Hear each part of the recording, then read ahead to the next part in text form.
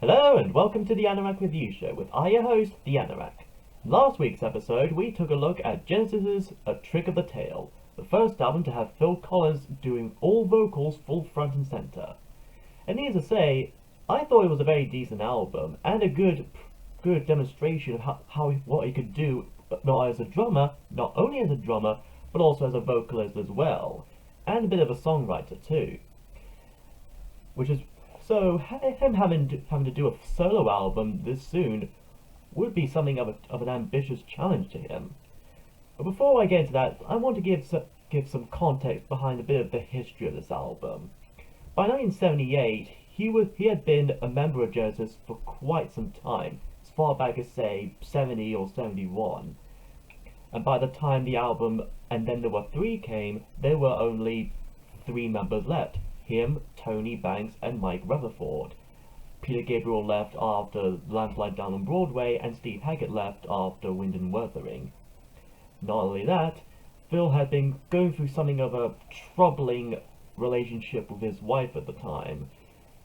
She felt that he was committing too much to the band and the tour and the songwriting and all that, and not enough with his family. And as soon as he finished up the tour, she pretty much left him, and that definitely left something of an impact on him. And soon enough, in between working on the Genesis albums, Then There Were Three and 1980's Duke, he wrote some solo material himself. And eventually, in 1981, 40 years ago yesterday, that album was eventually released. And we're going to be looking at today as we take a listen to Face Value. And as you can see, this is another one of those iconic covers. Seeing his full face almost just staring back, it does have a kind of intimate, personal, almost intimidating vibe to it. Phil himself said that he wanted people to go more into his inner psyche in a way. And I think he and the people behind the artwork definitely pulled it off. And in fact, he actually did all the handwriting on the cover, the back cover, and in the inside of the gatefold. So I gotta give him quiz for putting some effort into it. Also, having a full face cover just staring back, the more I think about it, did Adele take something from this? From her 25 album? Who knows. But anyways, enough history talking and analysing. Let's actually analyse the actual music. Starting off with, of course, In the Air Tonight. And right off the bat, this is a very popular, probably his most signature song. And hearing it, it's not hard to see why. It's very atmospheric. It's chilling. It just sends like this cold surge up the spine. This eerie, the simple drum machine beat, mix that with some occasional striking guitars, that almost symphonic, almost harmonic synthesizer line, and the occasional vocoded vocals of Phil himself. It's no wonder why this song was the first single and probably his most signature song for many years. And yes, I've heard about the whole urban legend about whether or not he witnessed an actual drowning incident, and it's of course just a bunch of bollocks. It's just rumor. Phil himself pretty much debunked it. But regardless, its lyrics are just an enhancement of its dark mood and atmosphere. You really do get a sense of frustration and almost anxiety, which explodes when the iconic gated reverb drums roll in. And it's almost no wonder why it was used in The Hangover. It's just that iconic, recognizable, and epic. You hear that, doo doo doo doo doo doo doo. You think of Phil Collins. You think of his gate drums. In fact, it's probably not the first time he actually done the gated reverb technique. It was previously done in a Peter Gabriel song called Intruder, which I'll probably get into someday. he discovered this technique along with Hugh Padgham, who would go on to do the producing of the Genesis albums Abacab, the Momo album, and Invisible Touch. And it goes to show how such a simple technique can inspire such a relationship and such a great music. It's just fun and dark and iconic, and it really does really hits home how frustrated Phil was feeling at the time. It's one of the best songs I've heard in quite a while. In fact, it makes me wonder why this was never made into a proper Genesis song. In fact, if what I've heard was true, Phil actually showed a demo of the song to his band members Tony Banks and Mike Rutherford, who apparently turned it down on the grounds of it being too simple. A decision of which that Tony himself openly regretted. And that's a bit of a shame, really, because how awesome would that be? Would that kind of sound? I mean, think about it. In the Air Tonight is already an epic song as is, but with Mike's guitars and bass riffs and Tony's mellotron, Hammond organ, and synth and everything, it would have been great. It would have been a great single off the Duke album, and it's a very what if thing. If only we could travel back in time to make that happen, though. But anyways, next is This Must Be Love, and it's a very chill and probably the most optimistic of the track.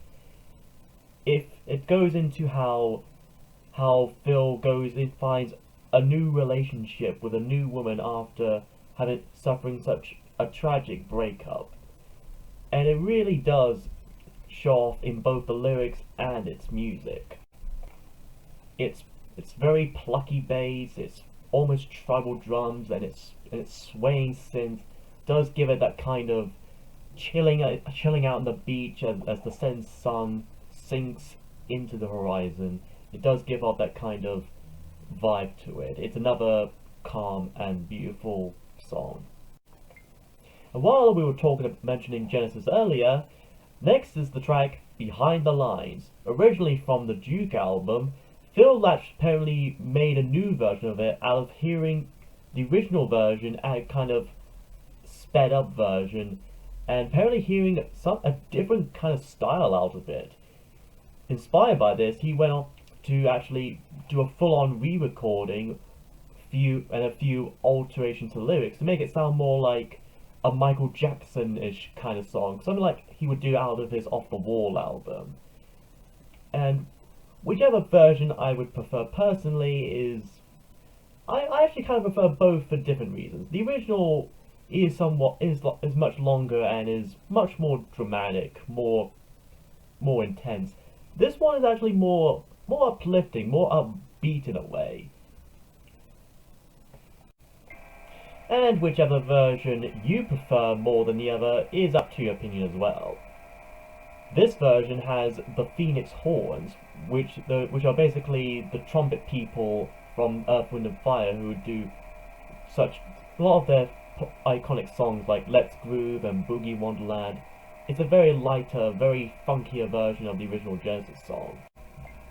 It then segues through the sounds of chirping crickets at night into the next track, The Roof is Leaking, a very bluesy, country-ish kind of track. It tells about this man who's trapped in this old, rotting home, this crying, broken family. It definitely does have that kind of Americano feel that Phil was hoping to achieve. We then transition into two instrumental tracks, Droned and Hand in Hand. The first of which is a somewhat more of a Indian raga kind of track. It has this eerie, atmospheric piano that builds up, and then it delivers into this fast-paced tribal drum beat that gives you the feeling of like you're running through this kind of jungle, some kind of jungle in say somewhere in Asia or India or somewhere, and you hear the chants from Phil and all those other people behind the vocals. it really does maintain that kind of diverse that diverse sound that Phil was trying to go for, and I do give him quips for that. And then there's Hand in Hand, which definitely drives home the kind of African voice he was going for as well. The epic drums, the phoenix horns, and that children choir coming together in in a harmonious piece. It really does drive the theme of coming together, setting our differences aside, and being all equal, hand in hand, and all that. That's what it really does. It really does give across that message without having to rely on lyrics. I have to say I'm a little bit impressed by that. I gotta say, kudos. And it's a good way to end out the first side of the album. I can't think of any way to end it out on. The second side begins with the song I Missed Again. And while I did say earlier that This Must Be Love may be the most optimistic song of the album, specifically I meant that lyrically. Musically, I Missed Again is probably the most uplifting and most optimistic song of the album. In fact, it started off more as one of the more sadder kind of songs called I Miss You Babe, until Phil decided to make it more lighter by retitling it, kind of setting it at a different tempo, upping up the pitch a bit, and that's how we got I Missed Again. It actually, if anything, it does have a more lyrical dissonance to it, actually. Despite its very upbeat mood, and of course using the Phoenix horns, it still has a kind of breakup feel to it. Kind of gives us a sense of irony to it, which I can actually kind of like in a way. Its saxophone solo does give up a kind of laid-back kind of attitude in a way, and its lyrics often speak of a kind of missed opportunities, like you know you're too late to achieve something or to get back or fix something. I do kind of like it that way. After that, we have You Know What I Mean, a very short but still very grand-scaled kind of track.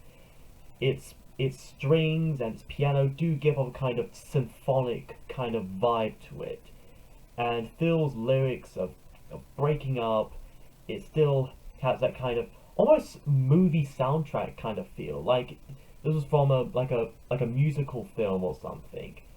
It has a bit of a kind of Randy Newman vibe to it, which reminds me a bit of that Pig Gabriel's That'll Do Pig song from Bay Pig in the City. It really is quite a beautiful ballad. And that of course transitions into Thunder and Lightning, another one of the more funkier tracks with the Phoenix horns. I think the transition actually kind of works in a way. It kind of delves from the tragic and the downtrodden into the uplifting and uprising. I gotta say kudos there to that kind of transition. I think Phil kind of did it again with the Domino songs in a way from Genesis' Invisible Touch. In Thunder and Lightning, Phil kind of adapts this kind of, you know what, I'm glad I'm out of this relationship. I feel so free now I've broken up with you kind of attitude. You really do feel that in his vocals in this song, which I definitely helps in making it one of his more underrated singles.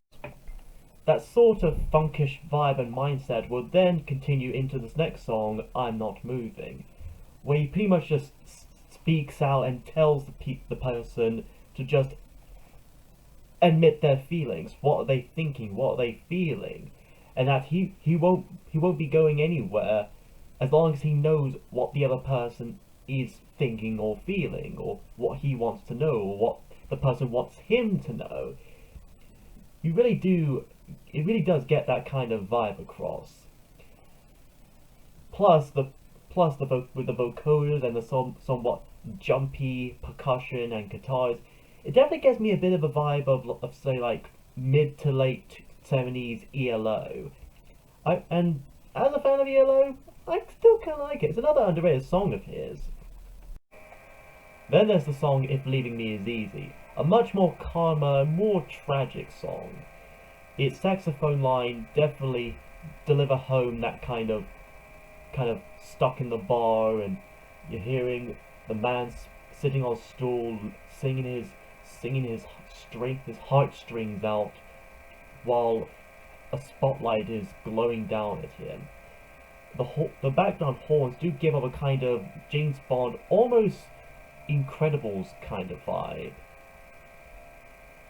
It really does fit that kind of jazzy, eerie mood. This is one of those songs you would listen to in the dark, and if this song doesn't bring you to tears, I don't know what will. And funny enough, Eric Clapton was involved in doing some of the guitars for this track. And he also did his own popular great song about unrequited love called Layla. And it really does have a similar theme here, which I also kind of like. The album then ends with a cover version of the Beatles' Tomorrow Never Knows, which Phil particularly made as a kind of tribute to John Lennon, which fits since his tragic death was very quite recent, like a couple of months before the album was released. And this cover version, it definitely delivers the psychedelic vibes that the original made. It really does kind of recapture that kind of mood with still that kind of updated 80s music technology. And it all ends, so strangely enough, with Phil doing a kind of brief a cappella singing of Over the Rainbow from the 39 Wizards of Oz film. I guess as a kind of way to do kind of like a hidden track or something, because it doesn't seem to be listed on the back cover. However, while it's not on the back cover, one could see Over the Rainbow, just somewhere over the rainbow, just kind of here. So I guess it was Phil's attempt to kind of give it away without being too obvious about it. Pretty sneaky one there, Phil. But overall, face value is a very decent album, and a worthy debut for the singer himself. It really demonstrates what he could do on his own with his solo material, while also dabbling various diverse styles and genres of music. So I'll give him kudos to him there.